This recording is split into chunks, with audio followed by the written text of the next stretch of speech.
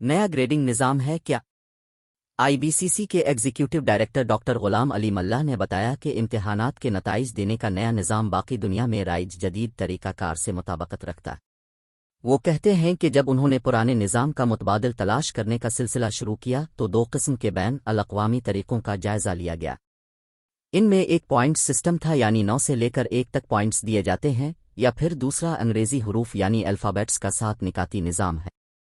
ان کے مطابق ہم نے اس نظام کو اپنانے کا فیصلہ کیا کیونکہ یہ پہلے سے بھی ہمارے ہاں کسی نہ کسی صورت میں رائج ہے اور لوگ اس سے واقف ہیں، تاہم پاکستان میں رائج کیا جانا والا نیا نظام 7 نکاتی کے بجائے 10 نکاتی ہوگا۔ اس نئے نظام کے 10 پوائنٹس کے مطابق A++ سب سے اول گریڈ ہوگا۔ یہ 95% سے 100% تک کارکردگی دکھانے والے طلباء کو ملے گا۔ اس کا مطلب ایکسیپشنل ہوگا اور اس کے گریڈنگ پوائنٹس 5 ہوں گے، جو کہ GP کی سب سے زیادہ حد ہے۔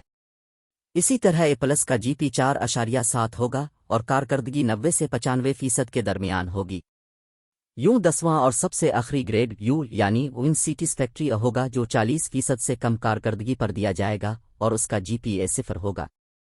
ڈاکٹر غلام علی ملا کہتے ہیں کہ اس کا مطلب یہ ہوگا طالب علم کی کارکردگی تسلی بخش نہیں اور اس کو دوبارہ تیاری کر کے امتحان دینے کی ضرورت ہے۔ U گریڈ بنیادی طور پر F گریڈ کو ختم کرے گا اور کوئی بھی مجموعہ مجموعی طور پر سیشن پاس کرنے کی حد 40% کارکردگی ہوگی۔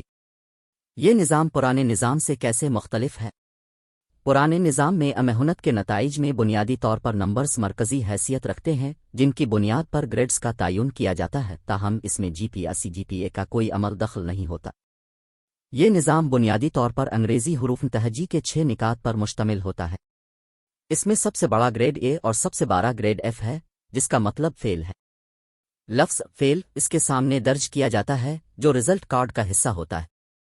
خیال رہے کہ تعلیمی معیار پرکھنے کے لیے امتحانات کے جدید بین الاقوامی نظام فیل کے لفظ کو منظر پر آنے نہیں دیتے۔ ڈاکٹر غلام علی ملا نے بتایا کہ پرانے نظام کے مطابق طالب علموں کو نمبرز دیے جاتے تھے اور صرف اسی پر ان کی کارکردگی کو جانچا جاتا تھا۔ ضروری نہیں کہ یہ ان کی حقیقی کارکردگی کی صحیح عکاسی کرتے ہوں۔ اسی طرح وہ مزید کہتے ہیں کہ پرانے نظام کے مطابق رزلٹ کارڈز پر طالب علم کو اس کی کارکردگی کے حوالے سے فیڈ بیک دینے کا کوئی طریقہ بھی نہیں تھا، جو نئے نظام میں شامل کیا گیا ہے۔ ان کے مطابق اب جو نئے رزلٹ کارڈز آئیں گے ان پر پہلے مرحلے میں نمبرز بھی ہوں گے اور ساتھ GP اور گریڈز بھی ہوں گے، جیسا کہ GP 5 اور گریڈ A++، لیکن جب یہ مکمل طور پر رائج ہو جائے گا تو نمبرز مکمل طور پر ختم ہو جائیں گے۔ یہ نظم کب اور کیسے لاگو ہوگا؟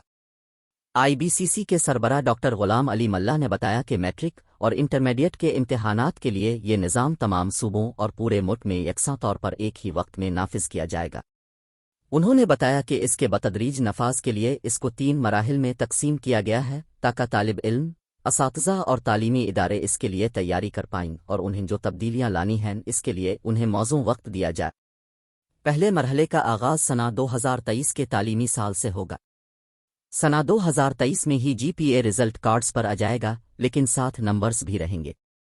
سنہ 2024 میں دوسرے مرحلے میں گریڈز کا بھی شامل کیا جائے اور سنہ 2025 میں گریڈز اور GPA ہوگا، نمبرز نہیں ہوں گے۔